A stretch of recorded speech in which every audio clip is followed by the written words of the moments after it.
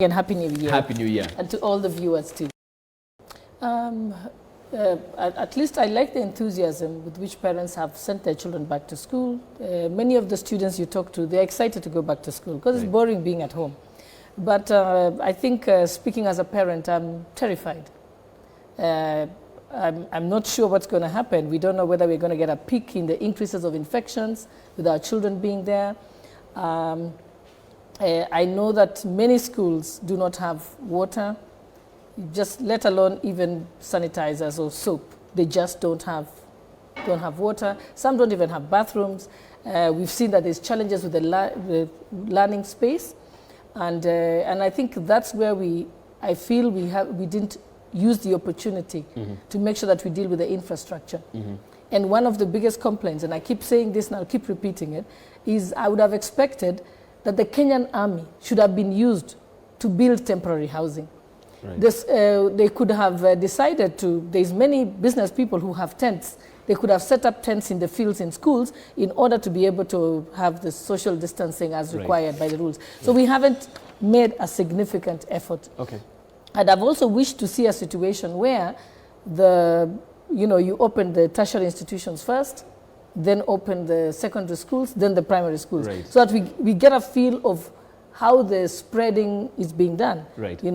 I'm surprised that we say we can't have political events for 60 days, but we can send our children to school. So are we using our children as guinea pigs to test whether the spread will increase or not increase? So those are the challenges. I think we must pray really hard as parents, because the next 2 weeks are going to be challenging. We'll know whether there'll be more infections. People think children are not predisposed, but they are, because there are many kids who are malnourished because of the economic stratum that they are in their families. They don't get a balanced diet. Right. So you get many kids are actually more predisposed than even 58-year-old persons. Yeah. So those are the challenges. It's a big worry, but let's hope that all goes well. I think what is promised in manifestos can be achieved, and it is possible to achieve it. But the challenge is when there isn't political goodwill to be able to achieve it. Because it is possible, and we all believed in it. Those of us in Jubilee, I believed that they would deliver. That's what the Big Four was about. And unfortunately, we got distracted. If you look at the first 5 years of Jubilee, they actually achieved the electrification. They enhanced devolution, which went very well, free secondary education, and built the technical vocational training colleges. We seem to be achieving that. The road network that was built in the first 5 years is much more than what was ever built even since independence in 50 years. So they achieved a lot of what they wanted. I think when we went into the second term, then we began to have challenges, because that's when we began to focus on BBI and the handshake and completely forgot about what we had planned to do for the people of Kenya. And I think as I'm saying this, I'd like to respond a little on what Senator Lachi said. She says that MPs could have started building classrooms and temporary housing. Actually, for your information, Madam, this particular year, CDF was only disbursed in December.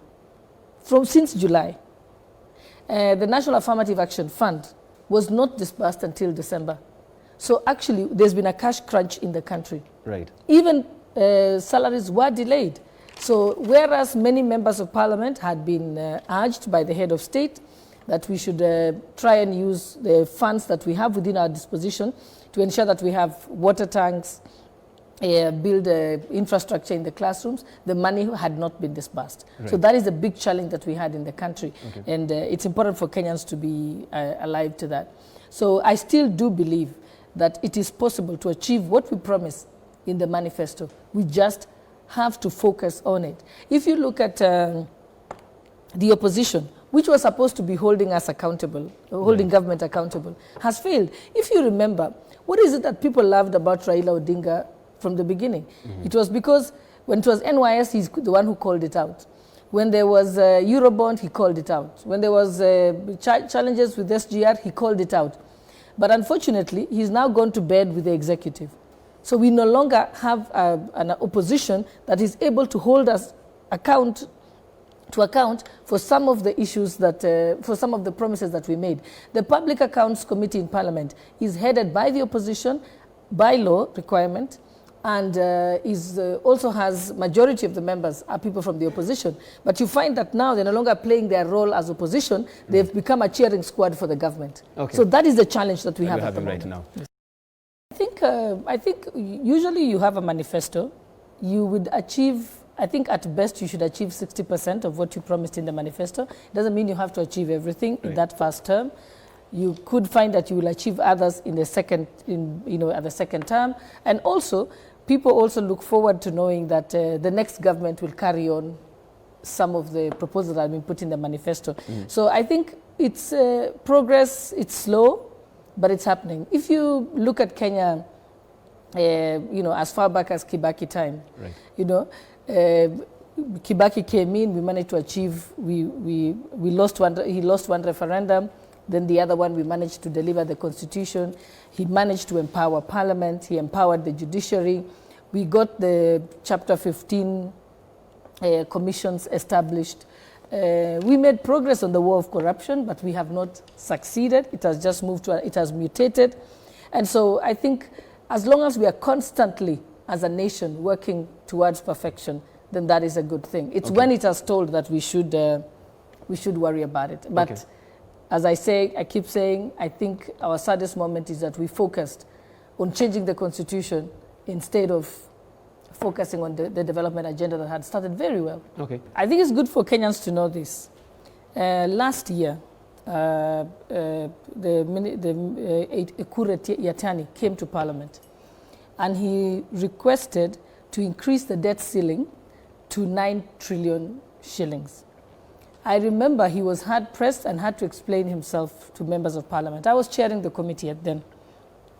He convinced us that at the moment, Kenya was borrowing, had domestic borrowing, which they borrow at 9%.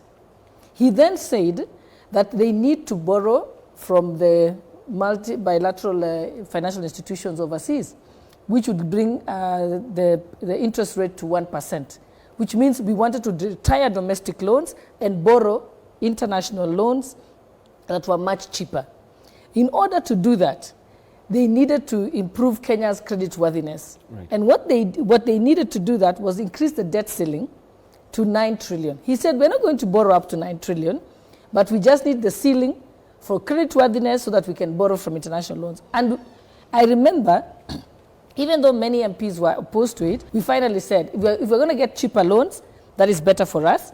And then if we're going to make the government stop borrowing domestic loans, which would have free money for SMEs and other business people within the country. So he convinced members of Parliament, and it was approved. But I remember him being told, and I did tell him even in my committee, that we would like you to come back to us and give us a list of how many loans you have retired, how much are we borrowing internationally, when is the payback period, when is the grace period, and so on. And he promised that he would come back to Parliament. I have checked because I no longer chair that committee, but I've been informed that he has not come back to make that report. And in fact, rumor has it that they did not even retire domestic loans because there were very big interests in this country who owned the banks and wanted to keep the borrowing by government. So that has not happened. And so the question we should be asking, and I'm looking forward to him coming back to Parliament, because this time, and believe me, on the issue of the debt, most MPs were in agreement, whether they were from opposition or from the government. It was one thing that everyone agreed on, that we can't continue doing this.